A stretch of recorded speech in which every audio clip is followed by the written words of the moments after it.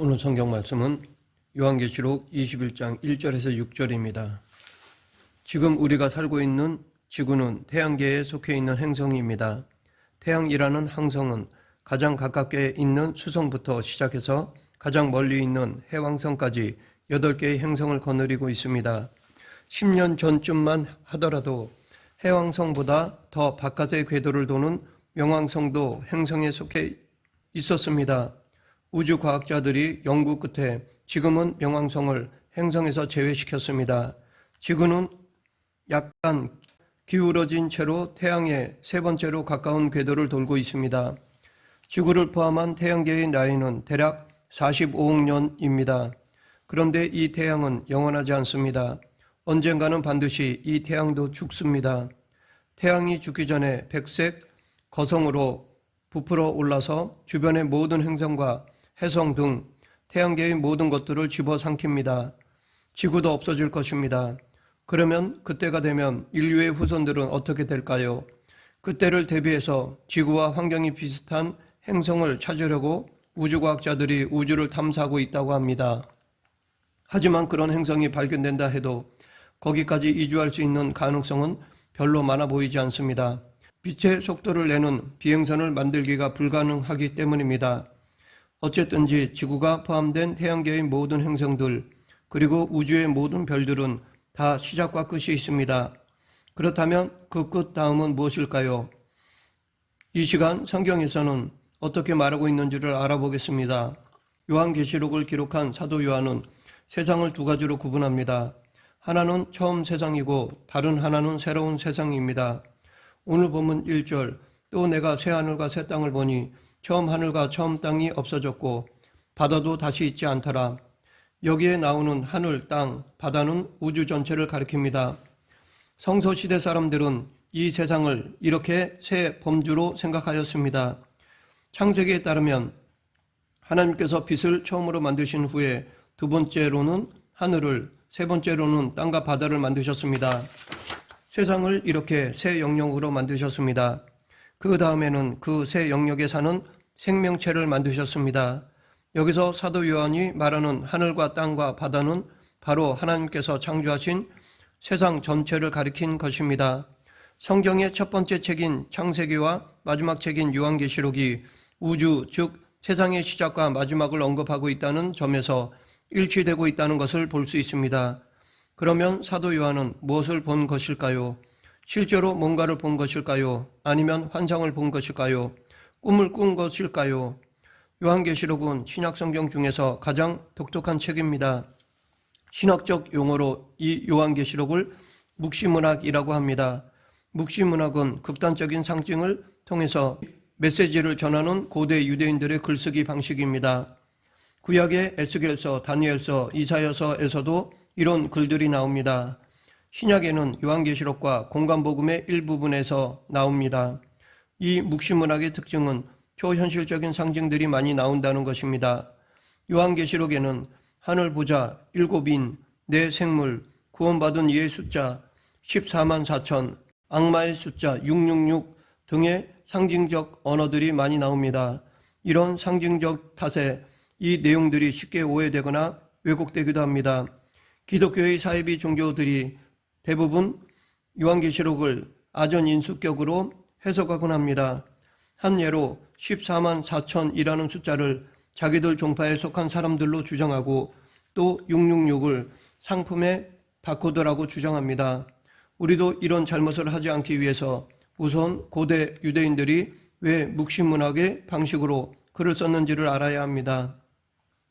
묵시문학은 그들의 혹독한 역사적 경험에서 나왔습니다. 그 중에서 결정적으로는 바벨론 포로 사건입니다. 바벨론 포로 사건은 유대인들의 신앙을 위기에 빠뜨렸습니다. 유대인들은 자신들이 하나님의 백성이라는 사실과 하나님께서 전능하신 분이라는 사실에 근거해서 하나님이 자신들을 지켜주신다고 믿고 있었습니다. 그것이 아브라함, 이삭, 야곱 그리고 모세 등을 통해서 하나님이 주신 약속으로 나타났습니다. 유대인들의 후손이 하늘의 별처럼 땅의 티끌처럼 많아질 것이라는 믿음이었습니다. 그러나 현실의 역사는 전혀 다르게 나타났습니다. 그들이 완전히 망하고 말았습니다. 정신을 차리고 다시 나라를 세워보려 하였지만 바벨론이라는 제국은 너무 강하고 너무 악하였습니다. 그로 인해 그들은 다음과 같은 문제의식에 휩싸였습니다. 왜 악한 바벨론이 승승장구하고 하나님의 백성인 자신들이 망하는가? 이런 의문은 지금도 생깁니다. 그러면 왜 악한 사람들이 잘 되기도 하고 죄가 없는 사람이 고난을 당할까요? 도대체 하나님이 살아계신 것일까요? 그분이 전능하신 것일까요? 사랑이 있는 분이실까요? 세상 일에 간섭하지 않는 건 아닐까요?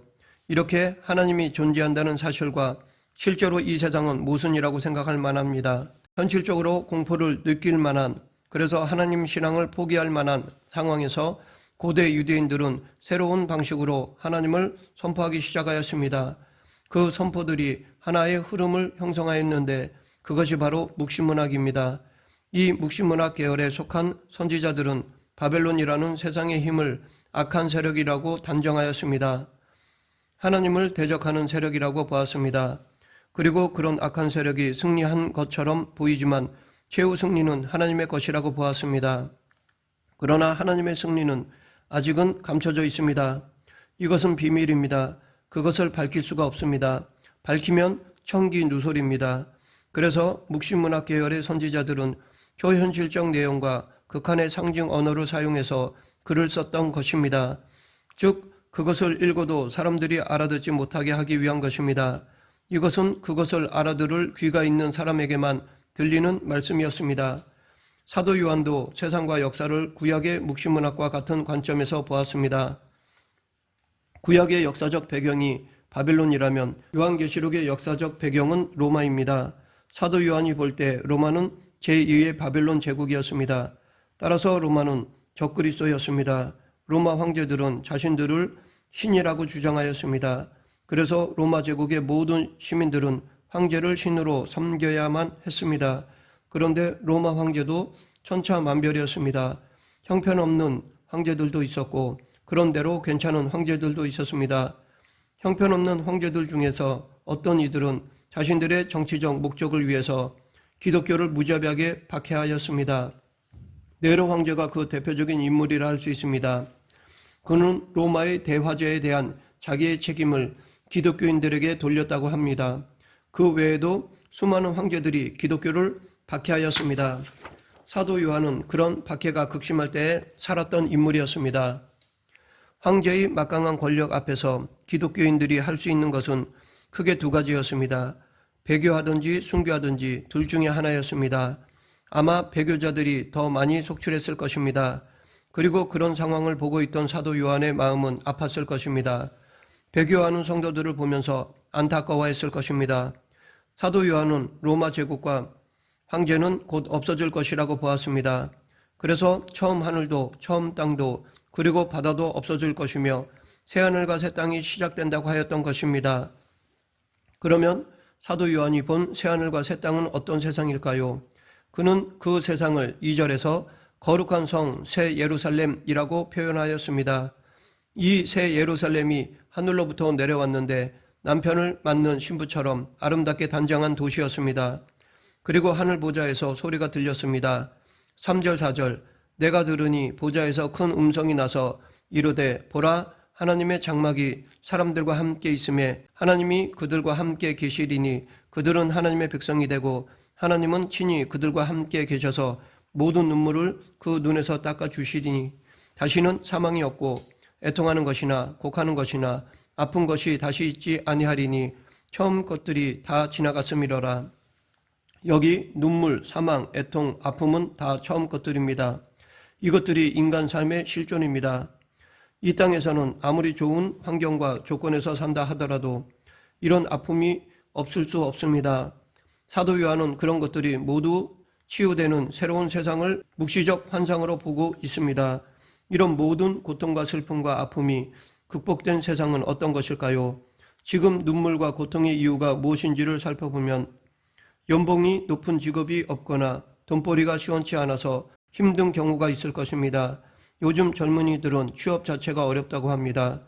수십 장의 이력서를 내고 수십 번의 면접을 보면서도 취업하지 못한 젊은이들의 눈물을 볼 수 있습니다. 혹은 선천적, 후천적 장애를 얻거나 난치병에 걸린 경우는 그 고통이 더 심합니다. 실현을 당하거나 사별한 사람들도 있습니다. 의료사고로 자식을 잃는 사람도 있고 테러로 억울한 생명을 잃는 사람도 있습니다. 이런 것들을 따지기 시작하면 끝이 없습니다. 인생 자체가 고통, 슬픔, 아픔의 연속처럼 보입니다. 이것이 다 해결된 세상은 도대체 어떤 세상일까요? 그런 세상은 비현실적입니다. 우리가 사는 이 세상에서는 병이 없으면 건강도 없습니다. 죽음이 없으면 삶도 없습니다. 배고픔을 모르면 배부름도 모릅니다. 고독을 모르면 사랑도 모릅니다. 우리는 그 모든 것들이 한데 어우러져 있는 세상을 경험할 수 있을 뿐입니다. 이런 것들을 현실로 경험하지 못하는 사람은 심한 정신장애를 얻거나 약물에 중독된 사람들일 것입니다. 그렇다면 그런 것들이 다 지나갔다라는 사도 요한의 묵시는 도대체 무엇을 말하는 것일까요? 현실 도피적 판타지입니까? 초현실적 몽상입니까? 앞에서 묵시문학의 특징이 상징에 있다고 하였습니다. 그래서 눈물이 없다는 것은 상징입니다. 병이 없다는 것도 상징입니다. 그것들은 어떤 절대적인 세계를 손가락으로 가리키는 암호이자 기호입니다. 사도 요한이 이런 상징들을 통해서 말하려는 핵심이 바로 5절입니다. 보좌에 앉으신 이가 이르시되 보라 내가 만물을 새롭게 하노라 하시고 또 이르시되 이 말은 신실하고 참되니 기록하라 하시고 여기서 새롭게 한다라는 사실에 주목하면 이것을 개량한다거나 개혁하는 것으로 오해할 수 있습니다. 개량, 개혁도 필요하고 중요합니다. 인간 삶의 모든 영역이 개혁되어야 합니다. 루터의 종교개혁이 중세기 카톨릭 교회를 새롭게 한 것도 분명합니다. 그러나 그런 개혁과 개량으로 세상이 근본적으로 새로워지지는 않습니다. 루터의 종교개혁으로 시작된 개신교회가 지금 다시 개혁의 대상이 되고 말았습니다. 아무리 개혁적인 교회도 사람들이 모였기에 문제가 발생하고 그것이 반복되면서 부패하기 마련입니다. 교육 현장도 그렇고 정치 현장은 더 말할 것도 없습니다. 이 땅에서 사람이 행하는 모든 새로움은 상대적인 것입니다. 반면에 하나님께서 만물을 새롭게 하신다라는 사도 요한의 묵시는 전혀 다른 차원의 변화를 가리킵니다. 근본이 달라지는 것입니다. 상대적인 생명이 아니라 절대적인 생명의 세계가 시작된다는 뜻입니다. 이런 말이 멀게 느껴지는 분들이 있을 것입니다. 그냥 예수님을 잘 믿으면 되지 무슨 상대적인 생명과 절대적인 생명을 구분하느냐라고 생각할 것입니다. 그런 분들은 안타깝지만 성경의 세계에 들어가지 못한 분들이라 할 수 있습니다. 예수님을 믿는다는 것이 무엇인지도 잘 모른다는 증거이기도 합니다. 이것은 그렇게 어려운 말이 아닙니다. 예수님을 믿는 이유는 구원받기 위한 것입니다. 예수님의 부활 생명을 얻는 것이 곧 구원입니다. 그런데 이 부활은 죽었다가 지금과 같은 생명으로 다시 살아나는 것이 아니라 질적으로 전혀 새로운 생명으로 변화되는 것입니다. 그 변화된 부활 생명이 곧 하나님께서 만물을 새롭게 한다라는 사도 요한의 묵시가 가리키는 새 세상의 생명입니다. 하나님께서 무로부터 세상을 새롭게 창조하셨듯이 지금의 이 세상을 새롭게 변화시킨다는 뜻입니다. 그것이 창조의 완성인 부활 생명입니다. 이 사실을 믿는 사람에게 필요한 영적인 태도는 기다림입니다. 만물이 새로워지는데 우리가 할 일은 기다림 말고는 아무것도 없습니다. 그래도 뭔가 우리가 하나님을 위해서 일해야 한다고 생각할 수 있긴 합니다. 교회 공동체를 위해서 봉사할 분들도 있어야 할 것입니다. 당연합니다. 누가 인정하든지 않든지 상관없이 성령과의 관계에 집중하면서 봉사할 일꾼들이 교회만이 아니라 세상 곳곳에 필요합니다. 지금 이것을 부인하는 것이 아닙니다. 그런 일들이 아무리 선해도 절대적인 생명 사건은 아니라는 뜻입니다. 우리의 일은 아무리 귀해도 상징에 불과합니다. 생명의 실체는 오직 하나님으로부터만 가능합니다. 그분이 직접 행하십니다. 그래서 사도 요한은 모든 묵시를 마치는 마지막 장에서 아멘 주 예수여 오시옵소서라고 하였습니다. 사도 바울도 고린도전서를 끝내면서 마라나타 즉 우리 주여 오시옵소서라고 하였습니다. 기독교 신앙의 가장 깊은 중심에는 하나님이 만물을 새롭게 하실 그 순간에 대한 강렬한 기다림이 자리하고 있습니다. 말씀을 맺겠습니다. 기다림은 겉으로 무기력해 보일지 모르지만 실제로는 가장 강력한 삶의 태도입니다. 그것은 삶의 매너리즘에 빠지지 않을 때만 가능합니다.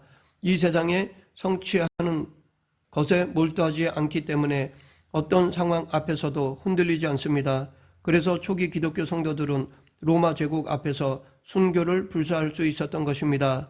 지금 우리도 이 새하늘과 새 땅에 대한 기다림으로 하나님이 만물을 새롭게 하신다는 그 약속에 대한 희망으로 살아가야 합니다. 그럴 때 어떤 고난과 핍박 속에서도 믿음을 지킬 수 있습니다. 저 천국을 소망하며 지금 이 세상에서의 삶의 문제를 극복하는 저와 여러분 되길 간절히 축원합니다. 기도하겠습니다.